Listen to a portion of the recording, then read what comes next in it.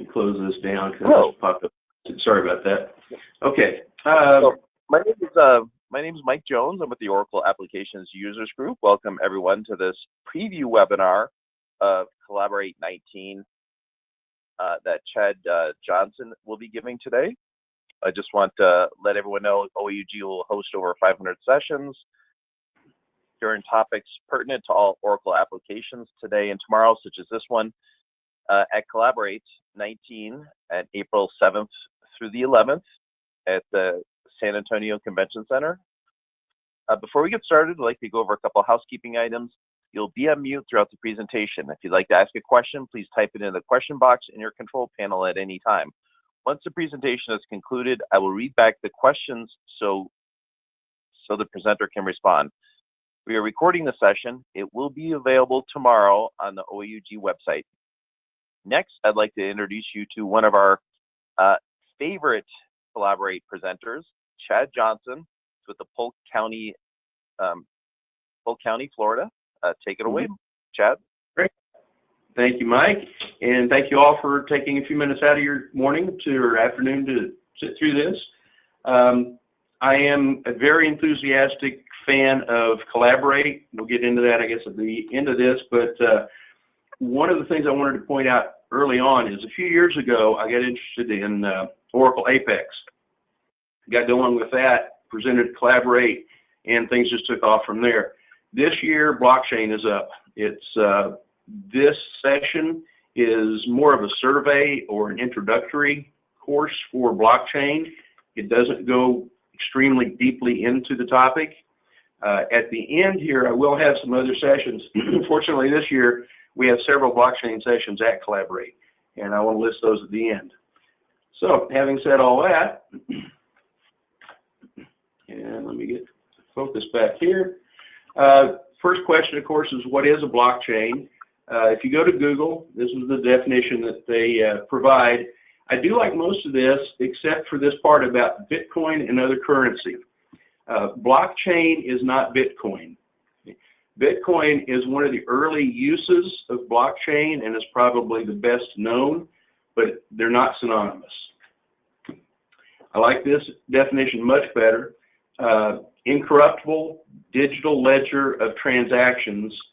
It can be programmed, not just financial transactions, but virtually anything of value.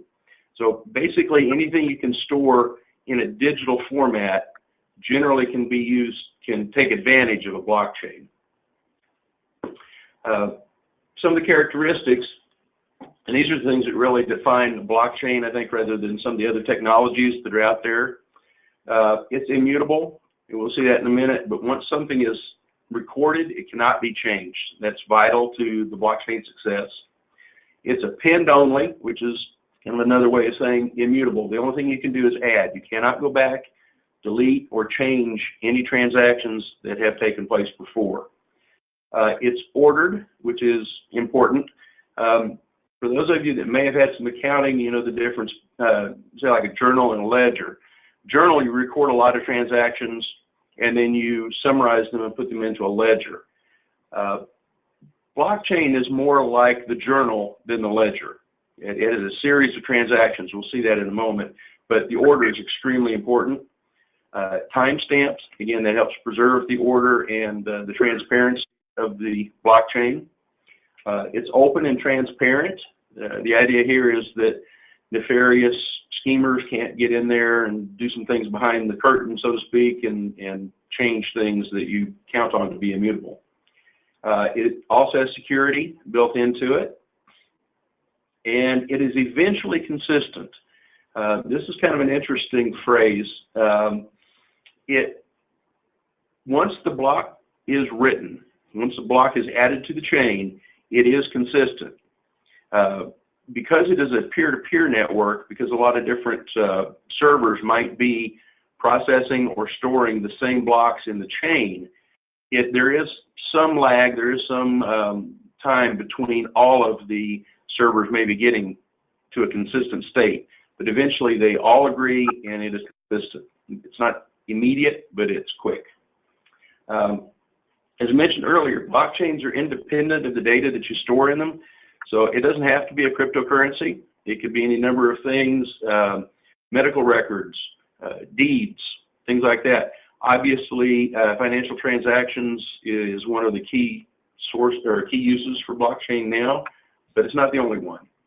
So again, just think of a blockchain as a black box for storing digital items. Some things you can put in there, you know that it is not going to change, that it is open, transparent, and secure. Okay, so the really interesting part, and this is about the only slide I really like in this section, but how it works. And this is going to get into a little bit of cryptography, but we're not going to get into the math because, frankly, I don't have it. But for each blockchain, it starts with one block called the Genesis block. And in this block, there will be some data. Somebody put something in there. Then a hash algorithm, and most of you are probably familiar with this, basically is going to take all the values of the data and create a unique number, a unique hash that is unique to that data. If you go in and change one space, one period, one letter, one number, the hash will change. So once you get this hash, that tells you that what's in there is exactly what's in there. A lot of you will use this when you're downloading files, for instance. You'll download the file and you'll get a hash number, and then you can actually determine the hash of the file and compare that to the number that was provided to make sure that you got the file in its entirety and that it has not been altered on the route. So in this case, there are three things to be consistent in the block: the data, the digital items that you're storing, a previous hash, which we'll look at in a moment, and then the actual hash. Now, this being a Genesis block, there is no previous block, so no previous hash. So it has all zeros as a previous hash. Now, when the hashing algorithm works, it looks at all of the data and the previous hash to come up with this number. Once there's agreement on this, and there's various mechanics that go into how it happens, but once there's agreement on this, the block is certified, for lack of a better word, and attached to the chain. So we have all the data in the Genesis block. We have another block up here. We're going to add some more data, some more transactions. So we add the data, and again, we're going to hash both the data and the previous hash. So if you'll notice, what happens is it goes back to the preceding block, picks up that hash, records it, in this case in block 2, then using that hash plus all the data, creates the new hash. So at this point, they're what's called cryptographically locked. These two are together. There is a backward chain saying that if I'm in block 2, I can see if block 2 is valid based on the hash in block 1. If somebody had gone back and changed block 1, the hash in block 1 would have changed, and it would not match the previous hash in block 2. And we just repeat this ad infinitum. Here's block 3. Block 3 has some data in it. It references the hash from block 2 and creates a new hash. Once that's certified, once that's agreed upon, the block is added to the chain, and all three are now cryptographically connected. The advantage to this is the beauty of blockchain, is that if for some reason I wanted to go back to the Genesis block number 1, and change a value, right, that value would then change the hash, which would make block 2 invalid. So if I wanted to make this change, I'd have to go in, make the change in block 1, regenerate the hash, come to block 2, change the previous hash in block 2, regenerate the hash in block 2, go to block 3, change the previous hash, and then rehash or re-encrypt block 3. Well, obviously, if you've got hundreds or thousands of blocks, this is a very time-consuming process. In Bitcoin, for instance, they have the miners, the people that are doing this work, are limited to 10 minutes. So that block is pretty much inviolate, it's immutable after 10 minutes. So there's just no way, short of beaming aboard the Enterprise, that you're going to go back to an earlier block, make all the changes, promote all those changes forward in time to get the previous hash in the current block changed so that your changes take effect in the earlier blocks. To accomplish this, there's some, they call it distributed ledger technologies, and two of the frameworks that I think almost dominate the market right now are Ethereum and Hyperledger Fabric. They do serve different business cases. Ethereum is decentralized, and it runs something called smart contracts, which are written in a language called Solidity, or more recently Viper. And it is permissionless, which we'll look at in a moment, but basically means anybody can join. You know, this is what you think of when you think of Bitcoin. You have thousands and thousands of miners out there taking part in the Bitcoin process. The other framework is Hyperledger Fabric, and it's a little bit more modular. It's permissioned, and it uses transactions there execute what they call chain code, which is written in Java, JavaScript, or Golang. And this seems to be, at least from what I've seen, the leading framework for most business applications. Again, Ethereum is the basis for Bitcoin. Hyperledger Fabric seems to be kind of the general purpose framework. So again, permissionless and permissioned.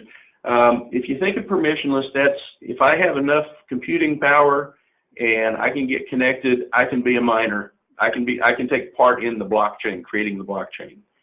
Permissioned blockchains limit access to the blockchain. This is quite frequently you'll see like an in-house corporate blockchain. Only nodes in the corporation within their firewall, for instance, identified nodes can actually take part in creating the blockchain. Okay, and that gets us pretty close to the end. I do want to put a shameless plug for myself at Collaborate. If you have any interest in Apex, that's Oracle Application Express, or eBusiness Suite, we have a really good SIG. The panel is on Sunday afternoon. This presentation will be on Monday afternoon. And then Tuesday, there'll be one on using Application Express to integrate third-party timekeeping systems with the eBusiness Suite payroll. And I'm going to leave it on this, so you get a screenshot, take notes, or whatever. But these are the blockchain sessions that I could find in the schedule. There may be one or two others, but again, if you're looking for a more detailed or a little more highly technical sessions, these might be better for you than the one that I'm doing on Monday. And with that, we can open up for questions, or I can gush mightily on Collaborate. Hey, Chad, this is Mike again. Just want to let you, a quick question for you. So with blockchain, how does that really relate into the Oracle applications framework, either EBS or a Cloud ERP? I haven't really seen it with eBusiness Suite yet, but it's used a lot, or it's beginning to be used quite a bit in sort of like the procurement chains. The other thing that I've seen and don't really know much about is I want to call it farm to table kind of things, where your supply chain maybe originates in Europe somewhere, and you want to keep track of each one of those lots of inventory that go through the process. Good example would be, you know, you're a food wholesaler and a bunch of lettuce from California is recalled, or they determine that it was dangerous. You can actually use blockchain if you start from the front and you have a complete list, if you will, of every step that lettuce takes. You could work it back to the source to see if the lettuce that you're currently selling is part of that corrupted or that bad group of lettuce. I hope to have some better examples at Collaborate. I've just started kind of looking into some of the things that Oracle itself is used, or not Oracle, but being used within the Oracle world. So I'll have a few more examples at Collaborate. Oh, perfect. Yeah. And again, some of these, like for instance, this track and trace of assets, the supply chain manufacturing, things like that. Those sessions will probably go into some detail on those particular use cases. Perfect. All right. How many, another quick question for you, Chad. How many Collaborates have you been to? I believe it's 9 or 10. I think this will be my 10th. And I have thoroughly enjoyed every one of them. The one thing I kind of referenced earlier is a few years ago I got interested in Apex, and you didn't really see much out there. So I did a session a few years ago, and the next year there were like 8, and it just seemed to take off from there. And the first year I felt kind of alone. There wasn't a lot of resources. Second year I had tons of networking opportunities, obviously not just for Apex, but I met people that had written books on Apex. I met some really great consultants and Apex developers. Met David Peak, who is the product director for Apex. Learned a ton from all of that, and have been able to use those sources since then. Blockchain, again, I'm just kind of getting into it, so I'm dipping my toe in the water. But these guys that are presenting these sessions on the screen here, they're the ones that are out there swimming in the deep end. So look to learn quite a bit from them. And I'm kind of a one-man shop on the database and the system administrator for the e-business suite. So just having that networking capabilities, just all the sessions that relate directly to what I do on a day-to-day basis and what I'd like to do. And then on top of that is actually meeting these people that are doing it, being able to, call them, email them, ask for help later. It's pretty amazing. So would you say these blockchain sessions are very similar to when you first started with Apex at OUG then? It kind of has the feel, yes. Like I said, I think the first year I did the Apex app presentation, it might have been the only one. And then by the next year, there were several. And this year, there's, I think, upwards of 30 or 35. So where I saw Apex kind of take off and flourish a few years ago, I see blockchain doing that now. Oh, perfect. Well, thank you. That's a prime example. Again, I want to ask any of our attendees, if you have any questions, please type it into the question box of your control panel. Be able to answer those. This is kind of an overview of blockchain, and I think Chad did a great job. Again, he's a user, and that's the whole reason why we have Collaborate and OUG, is we really want user sessions, and we want people to talk about them, and to do exactly what Chad's been doing, networking at the conference, and getting any of your questions answered. That's truly what makes, I think, Collaborate a little bit unique, in that we really put users together in the same room, and you either talk to each other or you talk to direct Oracle. You get a little bit easier access to some of the Oracle presenters that we have. We have a ton of Oracle sessions as well. Right, yeah, and I would also encourage this. It took me a couple of years to actually work up the nerve to do it, but if you have an area of Oracle that you're passionate about, please consider presenting. That's the beauty, like Mike says. This is a users group, so we hear from other users. It's not a sales pitch from Oracle or some vendor. It's people that are actually in the trenches doing this every day, that sharing their expertise and experience. Yep. Thanks, Chad. Yeah, and I talk to a lot of presenters, a lot of users, and I tell them that exact same thing. Just basically talk about your story. You don't have to have some great, revelation. You basically talk about what you're doing with Oracle. Even talk about some of the problems that you're having, because I think at Collaborate you'll start hearing about some issues and problems that can arise. And if you're launching Apex or launching blockchain into your system, you can hear from users that say, hey, before I started this is what I wish I had known before I started this project. So that's another beauty of these user sessions. Absolutely. Okay, I'm not showing any other questions. So again, I want to thank Chad for doing another fantastic job. He was hand selected by myself. because he has presented so much in the past and done a fantastic job. And I always look at speaker ratings, and he's always one of the top rated speakers. So again, thank you very much, Chad, for your presentation.